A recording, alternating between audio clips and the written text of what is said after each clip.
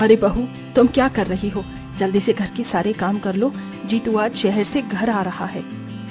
अच्छा माँ जी, आज देवर जी वापस घर आ रहे हैं? ठीक है, आज तो मैं उनकी पसंद का सारा खाना बनाऊंगी। मोहिनी घर की बड़ी बहू थी और उसने घर को बहुत अच्छे से संभाल भी रखा था। कैलाशिनी अपनी बड़ी बहू से खुश थी, लेकिन वो बहुत गरीब परिवार से थी और शादी के समय वो दहेज में कुछ भी नहीं लेकर आई थी। जैसे ही उसका बेटा जीतू शहर से वापस घर लौट आता है, वो उससे कहती है, बेटा तूने नौकरी बहुत कर ली और अब तेरी शादी के लायक उम्र हो गई है। मैंने एक लड़की देखी है, बहुत अच्छे परिवार से है, अमीर भी है, साथ में खूब सारा दहेज भी लेकर आएगी। बस अब मेरी एक आखिरी ख्वाहिश पूरी कर दे, तू मेरी पसंद की लड़की से शादी कर ले। अरे माँ, आपको इतनी जल्दी क्यों है मेरी शादी की? अभी मेरी उम्र ही क्या है? अरे देवर जी, कर लीजिए, आपको पत्नी मिल जाएगी, इस घर को एक बहू और मुझे एक छोटी बहन की जैसी देवरानी मिल जाएगी। मेरी नहीं तो अपनी बड़ी भाभी की ही बात मान ले। तभी वहाँ आकाश भी आ जाता है।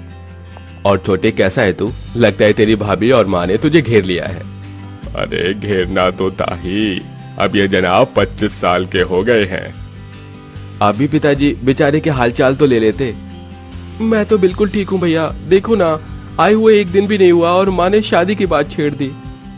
वैसे माँ बिल्कुल सही कह रही है, अब तुम्हें शादी कर लेनी चाहिए। घर में हर किसी के मुंह से यही सुनने के बाद आखिरकार जीतू को शादी के लिए हाँ करनी ही पड़ती है, जिसके बाद कैलाशिनी एक अमीर परिवार से रिश्ता जोड़ लेती है। अब जीतू की शादी की तैयारियां शुरू हो जाती हैं। माँ जी, मुझे बनारसी साड़ी खरीदनी है, मैं देवर जी की शादी में वही पहनूंगी।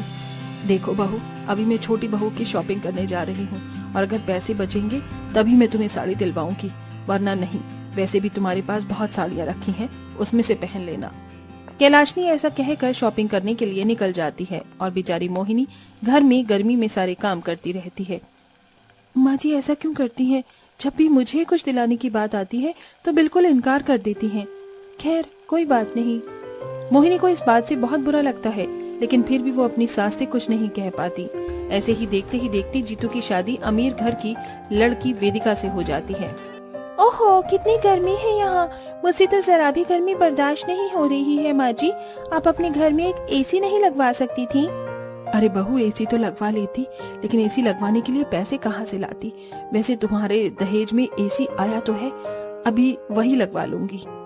हाँ, मेरे दहेज में एसी आया है, उसे फौरन मेरे कमरे में लगवा दीजिए, बहुत ज्यादा गर्मी है।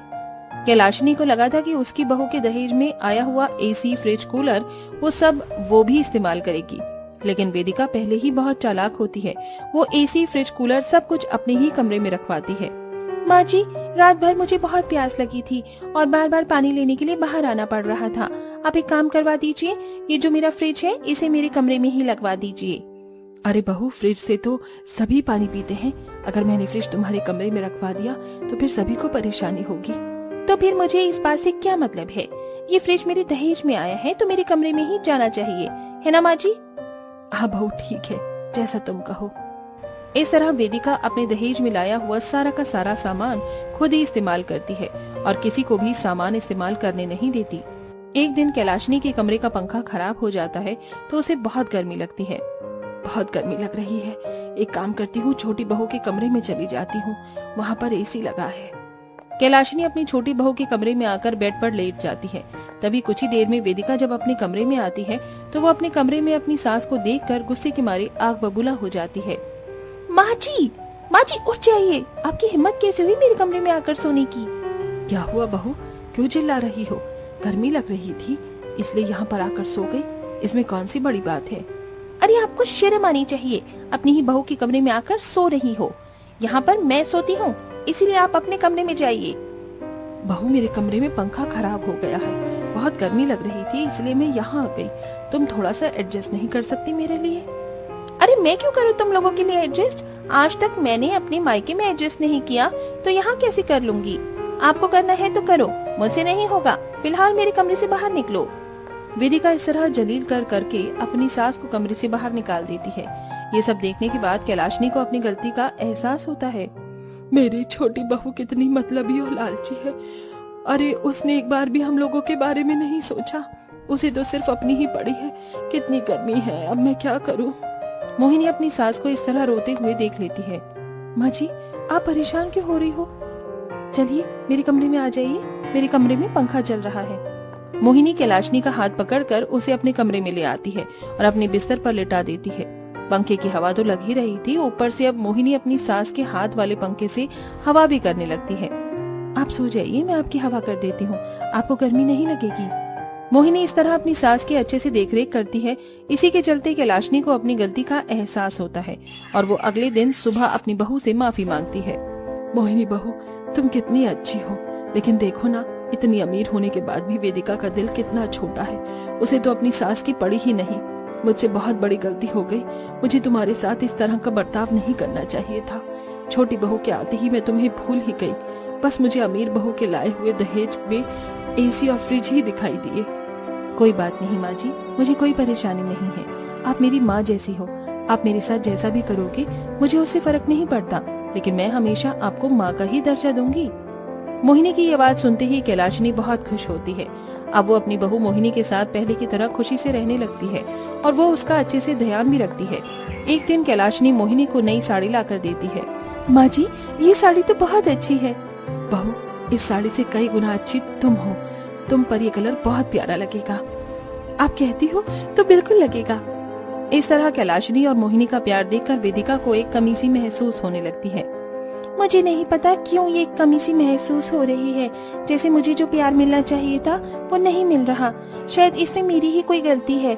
नहीं तो माँ जी ने मुझे शुरू में बहुत प्यार किया था और मैंने उनके साथ बुरा बर्ताव भी किया।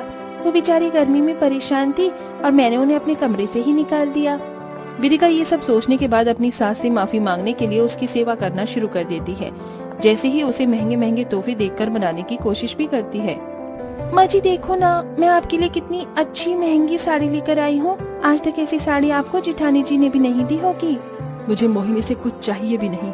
उसने मुझे जितना प्यार दिया है उतना प्यार तुम मुझे कभी नहीं दे सकती। ये सुनते ही वेदिका की आंखों में आंसू आ जाते हैं और वो अपनी सास के पैरों में गिरकर माफी मांगते हुए कहती है, माँ जी माना, मैंने बहुत बड़ी गलती की है, लेकिन अब मुझे अपनी गलती का एहसास भी हो गया है।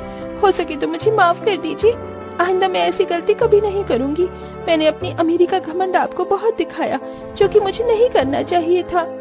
वेदिका की आंखों में आंसू देखकर कैलाशिनी समझ जाती है कि उसे उसकी गलती का एहसास है, जिसके चलते वो उसे माफ कर देती है। तुम्हें तुम्हारी गलती का एहसास है, इसलिए तुम्हें माफ कर रही हूँ, लेकिन आइंदा कभी ऐसा मत करना। वैसे तुम्हारे ही चलते मैंने भी एक सबक सीखा कि अमीर गरीब कुछ नहीं होता, प्यार प्रेम ही सब कुछ होता है। कैलाशनी ऐसा कहकर अपनी रोती हुई बहू को गले से लगा लेती है। इस तरह कैलाशनी की दोनों बहू अब घर के अंदर बहुत प्यार प्रेम से रहने लगती हैं। कुछ दिनों में कैलाशनी अपनी बड़ी बहू के कमरे में एसी लगवा देती है और वहीं वेदिका अपने पैसों से अपनी सास के कमरे में एसी लगवा देती है। अब पूरा परिवार खुशी खुशी एक साथ रहने लगता है।